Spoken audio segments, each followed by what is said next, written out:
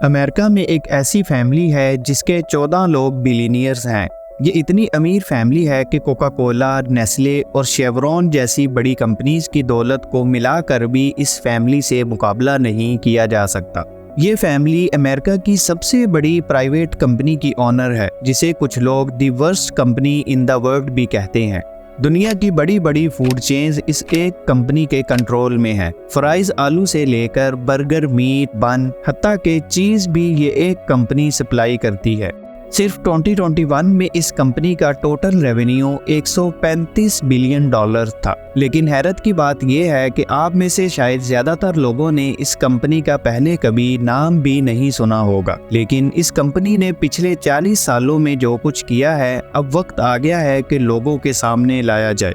ये American company Kargil की कहानी है, जिसके कंट्रोल में इस वक्त दुनिया की सारी बड़ी फूड कंपनीज हैं। ये कंपनी इतनी पावरफुल कैसे बनी और इस कंपनी ने ऐसा क्या किया कि आज इसे the worst company in the world कहा जाता है। ये सब जानने के लिए वीडियो को एंड तक जरूर देखें और चैनल को लाजमी सब्सक्राइब करें। दोस्तों, कहानी स्टार्ट होती है 1865 में, जब विलियम वॉल्स कारगिल ने अमेरिका की स्टेट आयोवा में अनाज स्टोर करने के लिए एक वेयर हाउस बनाया। क्योंकि उस जमाने में इतनी फास्ट ट्रांसपोर्टेशन नहीं थी, लिहाजा अनाज की ट्रांसपोर्टेशन में काफी टाइम लगता था। इसीलिए वेयर हाउसेज की बहुत जरूरत थी। ये वो जमाना था जब अमेरिका में इंडस्ट्रियलाइजेशन तेजी से फैल रही थी और साथ साथ ट्रेन नेटवर्क भी बिछाया जा रहा था। और इसी से फायदा उठाते हुए कारगिल ने हर उस जगह अपना वेयर हाउस बनाया जहां जहां ट्रेन जाती थी। 1880 में कारगिल ने अपने बेटे की शादी एक और वेयर हाउस चेन के मालिक जॉन एच मैकमिलन की बेटी से कर दी और 1890 तक पूरे अमेरिका का अनाज स्टोरेज बिजनेस कारगिल फैमिली के कब्जे में आ चुका था। अब इतने बड़े बिजनेस को चलाने के लिए एक रिलायबल कम्युनिकेशन सिस्टम की जरूरत थी। लिहाजा कारगिल ने 1924 में टेलर एंड बार्निके नामी एक कंपनी खरीदी, जिसके पास खुद का एक वायर सिस्टम था, यानी उस जमाने का इंटरनेट। इसी वायर सिस्टम को यूज करते हुए कारगिल ने कमोडिटीज में इन्वेस्टमेंट स्टार्ट कर दी। फास्ट और एक्यूरेट इंफॉर्मेशन की वजह से हर इन्वेस्टमेंट इसे पहले से ज्यादा प्रॉफिट देने लगी। यही वजह थी कि 1930 के ग्रेट डिप्रेशन में जब बाकी कंपनीज बैंकरप्ट हो रही थी, वहीं कारगिल ने रिकॉर्ड प्रॉफिट बनाया। और इसके पीछे यही वायर सिस्टम था, जिसके जरिए कारगिल को पहले ही अंदाजा था कि फाइनेंशियल क्राइसिस आने वाला है। इसीलिए क्राइसिस आने से पहले ही कारगिल ने बहुत सारा अनाज खरीद कर स्टोर कर लिया। और जब क्राइसिस में अनाज की कमी हुई तो कारगिल ने डबल प्राइसेस पर अनाज बेचकर प्रॉफिट कमाया। फिर इसी पैसे को यूज करते हुए इसने हर सेक्टर में घुसना स्टार्ट कर दिया। अभी तक वो सिर्फ स्टोरेज का काम कर रहे थे, लेकिन अब वो अनाज की फार्मिंग में भी अपना कंट्रोल लेना चाहते थे। लिहाजा कारगिल ने हजारों एकड़ जमीन, ट्रेन्स, ट्रक्स और हत्ता के अपने बहरी जहाज भी खरीद लिए। फिर क्या था, अनाज की फार्मिंग से एंड कंज्यूमर तक सब कुछ कारगिल के कंट्रोल में आ चुका था। 1970 तक अमेरिका की सारी पोल्ट्री, डेयरी, अनाज और ट्रांसपोर्टेशन इंडस्ट्री इस एक कंपनी के कंट्रोल में थी। अब कारगिल अमेरिका से निकलकर पूरी दुनिया में फैलना चाहती थी और इस गोल को अचीव करने के लिए कारगिल ने कुछ ऐसा किया जिससे हजारों जिंदगियां इफेक्ट होने वाली थीं।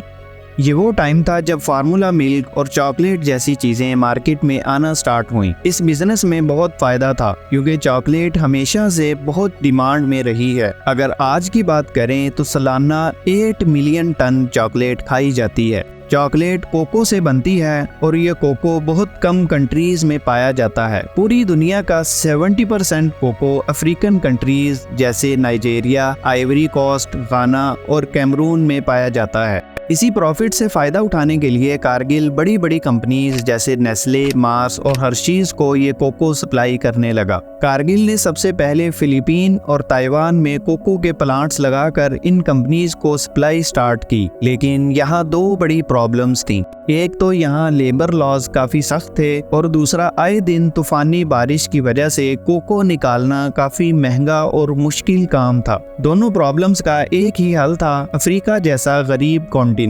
लिहाजा कारगिल ने सारा ऑपरेशन फिलीपीन से अफ्रीका शिफ्ट कर दिया। सब कुछ ठीक चल रहा था, लेकिन चंद साल बाद सन 2000 में एक रिपोर्ट सामने आई जिसने सबके होश उड़ा दिए। रिपोर्ट के मुताबिक 1990 में 12 साल से कम उम्र हजारों बच्चों को माली से स्मगल करके आइवरी कोस्ट लाया गया, जहां उनको सैलरी दिए बगैर कोको निकालने की मजदूरी करवाई गई। बच्चों का कहना था कि छोटी छोटी गलतियों पर भी उनको मारा जाता था, और ये सिर्फ इसलिए कि इन बच्चों के खून पसीने की मेहनत से सस्ता कोको हासिल करके कैडबरी, मार्स और हर्शीज जैसी बड़ी बड़ी कंपनीज को सेल किया जाए। 2005 में इंटरनेशनल लेबर राइट्स की एक रिपोर्ट के मुताबिक सारे लेबर कैंप्स कारगिल की निगरानी में ही चल रहे थे। इस रिपोर्ट के बाद कारगिल पर केस फाइल हुआ जो अभी तक लोकल कोर्ट्स में चल रहा है, लेकिन कारगिल को इस सब से कोई फर्क नहीं पड़ा और वो अपना बिजनेस बढ़ाते रहे।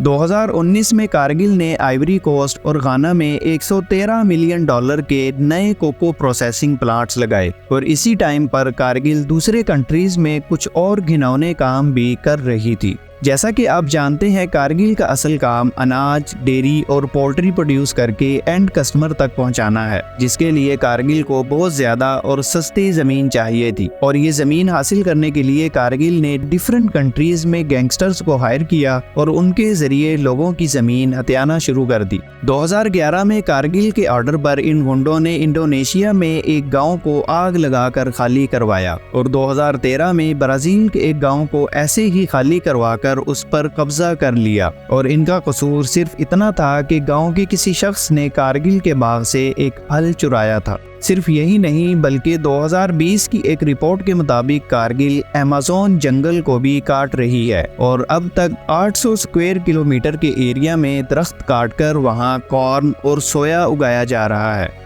आज की डेट में कारगिल एक जायंट बन चुकी है। ये 4 और कंपनीज के साथ मिलकर दुनिया की 85% मीट सप्लाई कंट्रोल करती है। ज्यादातर फास्ट फूड कंपनीज की सप्लाई इन्हीं के पास है, लेकिन किसे मालूम कि इन बर्गर्स और चॉकलेट्स के पीछे कितने घिनौने कारनामे छुपे हुए हैं। उम्मीद है आपको हमारी ये वीडियो पसंद आई होगी। वीडियो को लाइक और शेयर करें, और मज़ीद इंफॉर्मेटिव वीडियोस के लिए हमारे चैनल को सब्सक्राइब करें। मिलते हैं नेक्स्ट वीडियो में।